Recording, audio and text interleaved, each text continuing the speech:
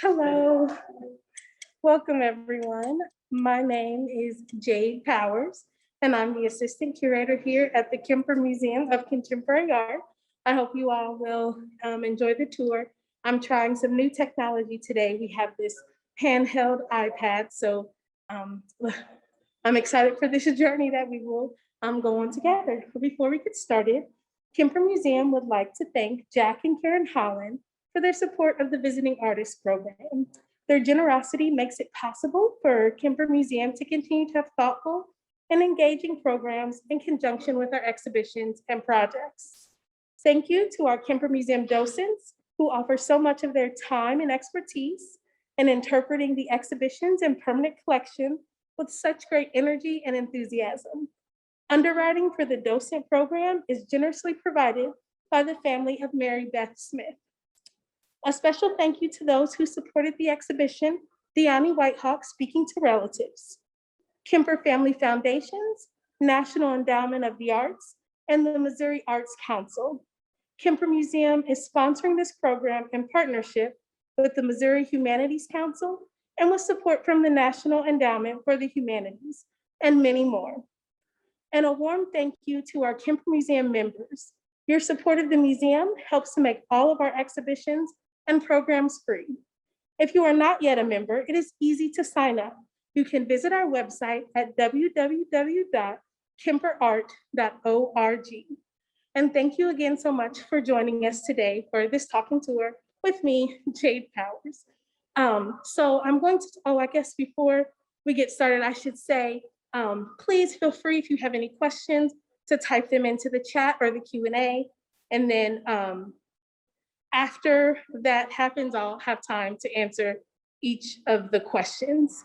Okay, so we will begin. Hopefully you all can see me. So I wanted to start and talk a little bit about the planning for the exhibition. So I met Dyani for the first time in 2018. She was working with the St. Louis Art Museum on a teacher workshop while I was at the St. Louis Art Museum as the Romeo Bearden Graduate Fellow. And so that was the first time I was able to meet Dyani. And then from there, I started following her on Instagram. And then in 2019, a colleague reached out to me to share with me some new exciting work that Dyani was working on. And then I also saw that work on Instagram. And it was around that time that I reached out to Dyani and her gallery, Buckley Gallery, about an exhibition at the Kemper Museum of Contemporary Art, which has come to be this exhibition, Speaking to Relatives. So I want to start with this first work that's outside the gallery, Untitled Coral or Turquoise, Coral, and Yellow. And this work, I think, does a really nice job of highlighting one of the practices that is so close to Dyani, which is this idea of thinking about Western stripe paintings, and specifically the horizontal stripe lines that are used often by Western abstract painters. So then on top of this canvas, she has added vintage beads. So you can, so you can see that nicely with the turquoise and yellow that make up the the left side of the painting. And I wanted to have this work in particular in conversation with Kemper Museum's permanent collection work, The Moroccan by Sean Scully. And this work, Sean Scully is an Irish painter, but he spent some time in Morocco, and he was really fascinated by the colors that he saw, the colors of the sand, the colors of the spices. And so that's represented in that red and orange. And then the black and white stripes, he said, represent himself. So I really wanted the Scully and the Whitehawk to be having a conversation about cultures coming together, intersectionality between cultures. And so that is why there's one piece of Dyani's work outside the gallery, and it's having a conversation with Sean Scully's piece that's in our permanent collection. So we will just walk. Hopefully this feels like you're in the museum walking with me. Hello. And so in gallery one, I wanted to, my goal for this gallery and what I was thinking about was with planning was really thinking about highlighting what Dyani wants to do with her work and the different ideas that she brings forth. So I'll start with this work, Seeing, and this gallery has some of the earliest works that are in this exhibition. This work is from 2011, and the work is called Seeing. And so you can see her real attention to detail and the way in which she's able to really highlight what a wonderful painter she is. I mean, this is a painting, and when you see it in person, hopefully looking at the image on the screen, it looks so realistic. It truly is a realistic sky. And then as we come closer, we can still see the details that are so important to Dyani when thinking about Western abstraction, those striped paintings, those horizontal lines. But then, and I'll talk about this a little bit later, but the white portion, or like the cream portion of the horizontal lines, almost mimic quill work. And we will talk about that a little bit more. So remember that. But what's also really important to Dyani is the symbol and shape of the moccasin. And this moccasin does a few things. So one thing that the moccasin does is it's a stand-in for the human form. So instead of thinking about the preconceived notions you might have if there was a man or a woman that was depicted in this painting, instead there's the moccasin that can stand in for the human and can really eliminate any preconceived notions that we might have. But the moccasin also is a great introduction into her work. So if you are a person who is more familiar with the moccasin shape, you are able to recognize it immediately. And if you are a person who is more familiar with Western abstract stripe paintings, you would engage those first.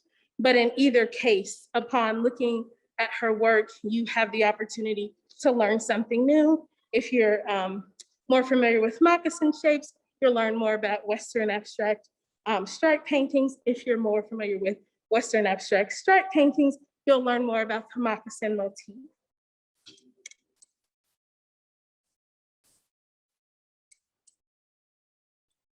And then you can see more examples of Dyani's moccasin pieces here. Which brings me to this work, Connections, which I think the shape is important in understanding Dyani's practice. So this work here, Connections, there's a few things I'll try to get a little closer without cutting out the image. Okay, perfect. So we have the shape here of the moccasin. We have details on the moccasin vamp, which is the front top portion of the moccasin. But then we also have an entryway where your foot would enter into the moccasin to wear. And Dyani also thinks of that as a doorway.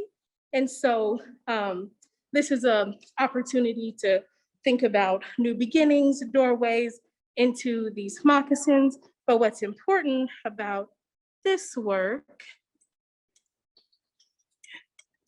is it brings us to these two works over here, which we will see this shape again. I wish there was a, oh, okay, nice. This shape here, and what Dyani's done here, she has taken the shape of the moccasin and the idea of the doorway, and she's combined that practice to make this art that you see on these two works, and we will see that that shape again. So I really wanted, in planning for this exhibition, I really wanted this room to kind of help orient you as you think about Dyani's work and her interests, and really talking about Native practice, how Native work hasn't been included when thinking about American abstraction, and really how important Native artists have been in the creation of American abstraction. So that will move us to gallery, the second gallery, the second space. And this space includes 8 video works. And so I'll speak up. Hopefully you all can hear me okay.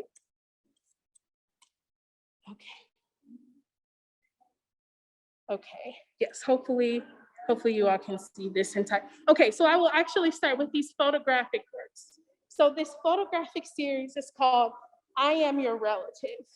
And really the whole point of this room is really to allow Native women to speak for themselves and to have the viewers of the exhibition to have a chance to see living Native women. So these works here are part of they start off as a performance and then were later convened into a photographic installation in which each shirt creates a sentence. So hopefully you all can see this. So it says, I am more than your desire. More, oh, I want you to be able to see them. Oh, here we go, okay. More than your fantasy. More than a mascot. Ancestral love, prayer, sacrifice. Your relative. And then on the back of these photographs are the tribes of each of the women. So again, being able to add some context, helping people to understand that Native people are here and living, and to be able to learn a little bit more about the different tribes that these women represent. And of course, these are just a handful of the many tribes that are in North America.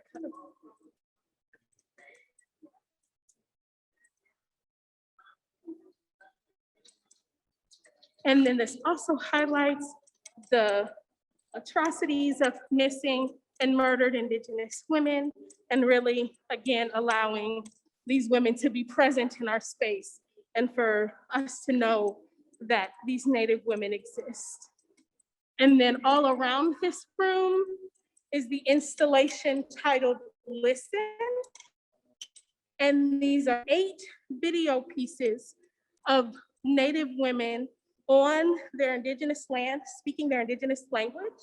And they're talking about all sorts of things. Some people are talking about their language. Some people are talking about the land. Some people are talking about their experience in schools. Some people are sharing a prayer. And what's really exciting about this work, and these are just 8 of the many languages Indigenous to America, with the idea, Dyani's idea for this video installation was the thought that when people are in the United States or when you're anywhere, you might hear a language, and though you might not speak that language, you've heard it enough to recognize, oh, okay, that's Arabic, that might be Spanish, that could be French, but that is not the case with languages that are Indigenous to North America. So she really wanted this installation to be an opportunity for people to stop and listen to these different languages by these 8 different women. And I'll just walk by so you can at least see the beautiful cinematography that goes along with what these women are saying. And each video ranges between about 4 to 5 minutes.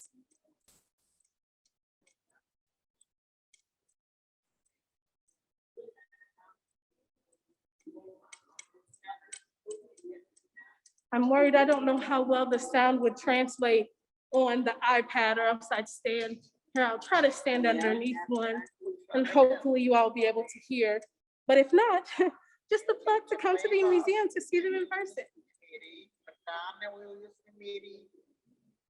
Berikan pada unyoro sao misbayao berikan na unyoro tusis cepai berla bayam ipum mapun na unyoro sao.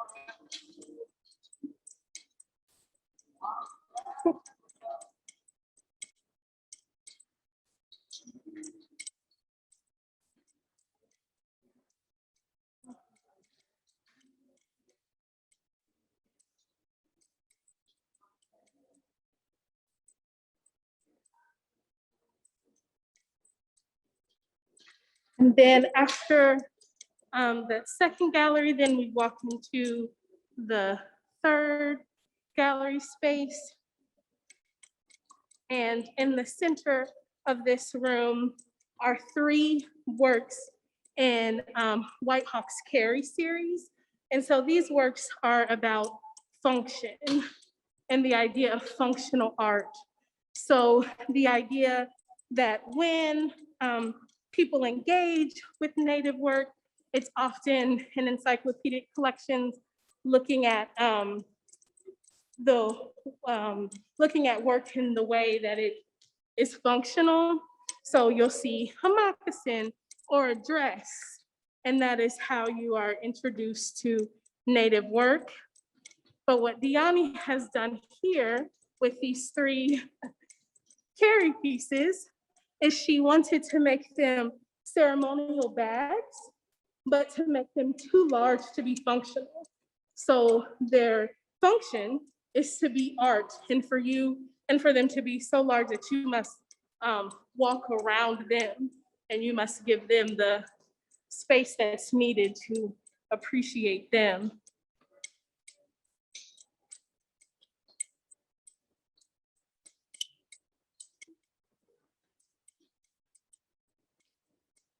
I hope I'm not making you all dizzy. And then that brings me to, if you remember, in the first gallery, when I talked about that shape that Dyani has created with the doorway and the moccasin, here are 2 additional examples of that, Untitled All the Colors here, and then Untitled Black and Gold. And I'm gonna get a little closer because I realized I didn't do that with the works in the first gallery, but these works are painted.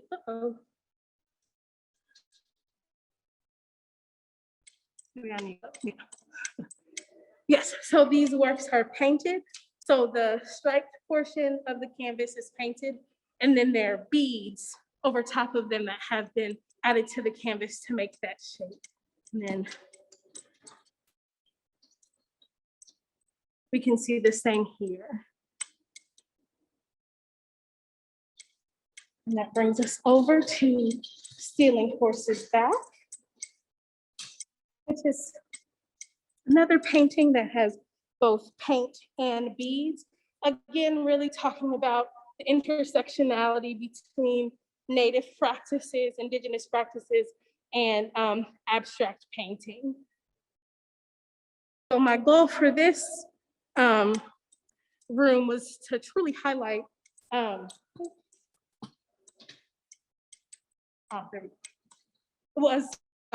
truly highlight Dyani's skill, one as a painter, but then also to really look at the way that she's able to use beads in her work. Oh, and I should say, these are some of the newest works in the exhibition. That red Carry 3 was created specifically for this exhibition and was created and was completed in 2020.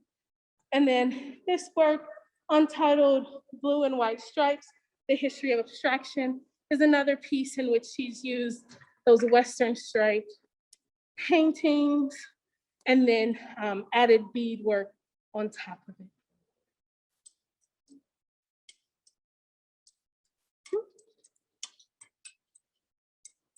And then we enter the 4th gallery, the gallery that I call Quiet Strength Gallery. So this is 6 works from her 7-part series that is called Quiet Strength. So I'll start in front of 1, Untitled Quiet Strength 1. And so the goal for this, the goal for this series, oops. Oh, okay. Okay, the goal for this series is to think about Native women makers and to look specifically at their contributions to adornment on moccasins, on dresses, on possible bags, and really highlight that through the use of quill work. So these are all paintings, but she mimics quill work to show respect and to uplift Native women makers. Whereas oftentimes quill work, bead work is seen as craft. She has used her paintbrush to mimic the quill work to highlight the attention to detail and the true craftsmanship and artistry needed to create these different quill works. But again, these are paintings where she mimics quill work.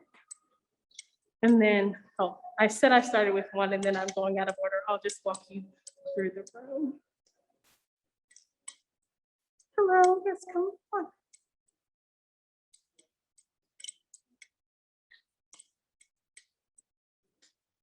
And she also, later in the series, started including the title, She Gives.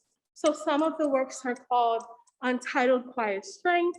Some are called She Gives, Quiet Strength. Like for instance, this work is titled She Gives, Quiet Strength 7. And in this work, she's really thinking about the gifts that Earth gives to us. And so she has added in, Dyani is the she I'm referring to, sorry. Dyani has added the title, She Gives, thinking about what the Earth has given to us. And so what I wanted in my planning for this room was to really, oops.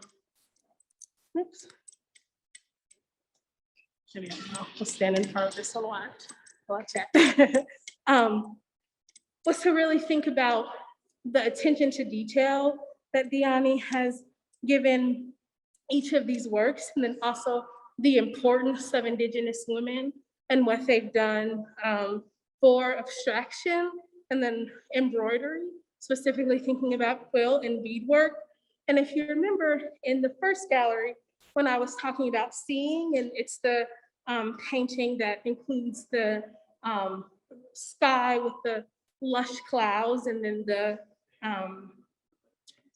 stripe painting with the blue, and then I said that that cream or white mimicked quill work. Well, this was she decided that quill work deserved to be its own subject in her paintings. And so this is how she allowed quill work to be its own subject in this Quiet Strength series. So it's also really nice to, come full circle. Of course, her practice is nowhere near finished, but it's nice to see an idea from 2011 and her interest in quill work continue on into 2020 and beyond. So my hope for this exhibition was really for there to be an opportunity to have continued dialogue about the importance of Native Indigenous artists, and then also to think about how we can continue to include Native people as we discuss and think about American abstraction. And so I will want to find somewhere to stand. Hello. To take some questions. Guess we'll come out and I'll do this. And oh wait. This. And then yes, if anyone has any questions, I'd be happy to answer them as best I can.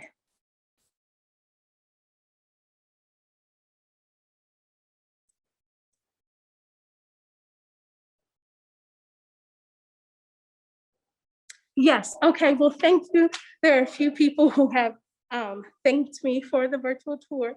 I would like to thank all of you for coming. So thank you. And then there's a question about what type of paint she uses in her paintings. So it depends. Sometimes she uses acrylic and sometimes she uses oil.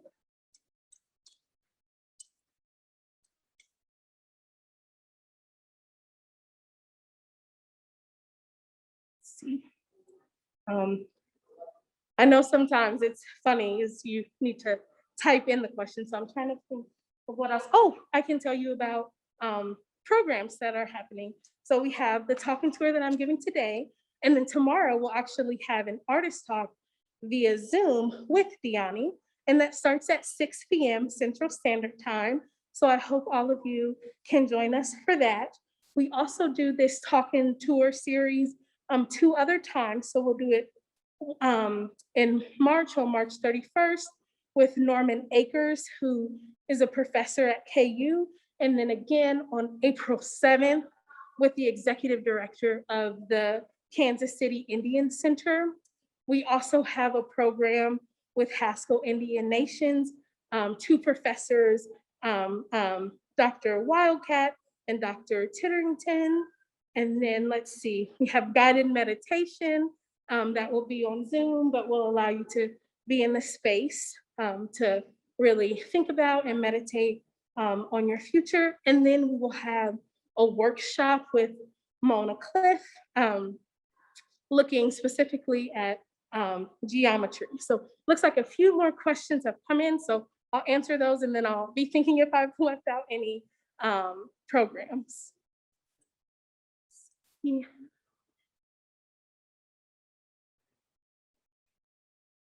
Can you talk about your decision to place the beaded and, oh, I'm sorry. The question is, can you talk about your decision to place the beaded and painted pieces in the same room with the Carrie series? So thank you. That's a great question. So I really wanted there to be a room to really highlight and showcase all her beadwork and really the wonderful attention that she gives them, and to really show her mastery of the skill of beadwork. So I wanted the Carrie pieces to really be in the center of the room and for you to really have to walk around them. There's no opportunity to not negotiate your body with them, which I think is important when thinking about how to be inclusive. And then with the painted pieces on the wall, I felt that they really complemented both in shape and color, and thinking about the idea of that moccasin motif to really be able to have the conversation that Dyani wants to have about Native practices.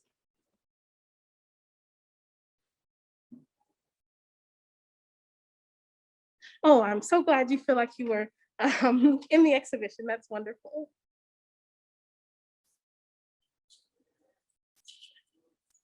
Wonderful, thank you. It's so nice to see some familiar names, and I so appreciate you coming to the talking tour.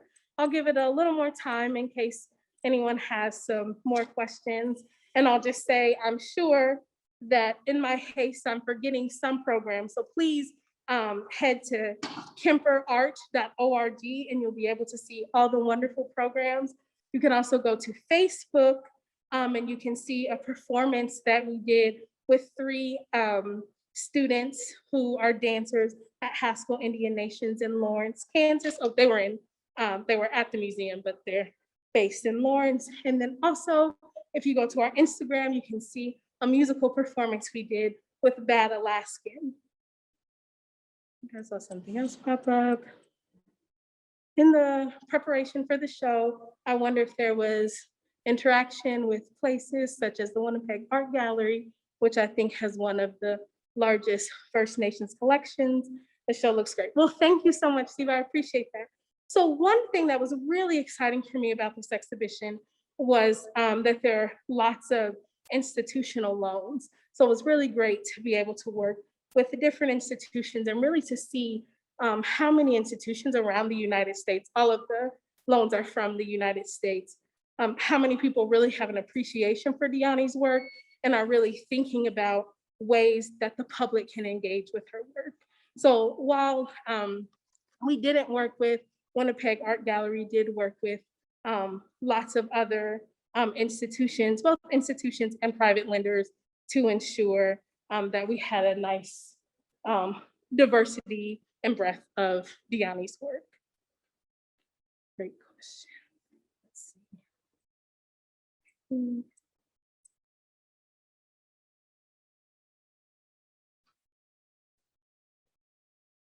Okay, and then the question is it a traveling exhibition as one set? If so, where is it going next? So at this time, it is not a traveling exhibition. So if you would like to see Dyani Whitehawk speaking to relatives, you'll need to come to the Kemper Museum of Contemporary Art.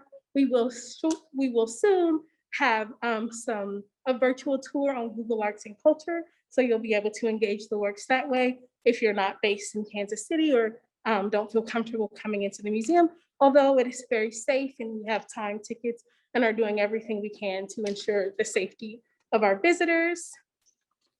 And do you have a favorite piece of her artwork and why is it your favorite? That is a great question. It's so challenging to decide because I must say all of the work is really beautiful and I think really highlights Dyani's skill. I'll say stealing horses back might be today at whatever time it is, 2:33, the answer that I'll give for the question. It's just a really beautiful piece. I love the title, but I also really love the attention to detail with those geometric shapes that create the horses and then the beads that really create those thick stripes. So thank you, great question.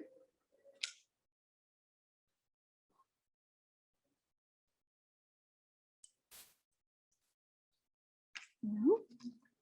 No. Oh. Okay. Oh, Dyani's surface seems to pick up the light so wonderfully, especially with the mimicked beadwork. Is the color palette specific or symbolic in certain cases? Great question. And I didn't talk about this because I figured Dyani will talk about it in her talk tomorrow, and I didn't want to duplicate information, but I do think it's a fantastic question. So specifically with the Quiet Strength Room, which was that fourth gallery that has the 6 works that mimic the quill work. So she's looking at turquoise and thinking about the importance of turquoise and what turquoise gives to the earth and how we can use it. She's also thinking about copper and the medicinal properties that copper has, even over gold, even though in some cases, we as people living on earth appreciate gold more than copper. So that's to answer the question about the colors. And then there's a question, has there been any discussion on what it means to preserve indigenous ancestral ceremonial pieces in a museum versus getting these pieces back to the care of their living descendants? That is a great question and not a question that we at Kemper Museum have been thinking about, only because we are a contemporary museum and we're working specifically with living artists and living works. But yes, many museums are thinking about how best to respect work and the cultures and peoples who created the work and who used the work. And then someone else asked, how did the pandemic affect the process of curating the exhibition and working with the artists? Oh, these are such wonderful questions. Thank you so much. It was a real process. So I had planned to visit Dyani in April of 2020. And so that couldn't happen. So one thing that was kind of exciting for this exhibition was a lot of the work I saw for the first time when it came into our space. I was like sitting like a child on Christmas or whatever, like waiting to open the crates to see the work. I had seen photographs of the work, and as we all know, photographs are wonderful, and it's great to have photographers who focus on installation photography because you can really see the lights and the details of the work. That said, it was really exciting to be able to see the work in person. So Dyani and I did a lot of like virtual studio visits where honestly, similar to this, she'd be on her iPhone and, show me the details of the work and we talk through it that way. And the same with the writers. We had two really wonderful writers for the catalog, Carmen Ermo and Kathleen Ashmilby. And so we had conversations and they did studio visits with Dyani that way as well. And it's been exciting to be able to have these virtual tours because it allows people, I think I saw someone in the chat say hi from New York. Like it's exciting to see that people who might not have been in Kansas City are able to see this exhibition. So there have been challenges, but I think overall it's been really exciting to be able to open this exhibition.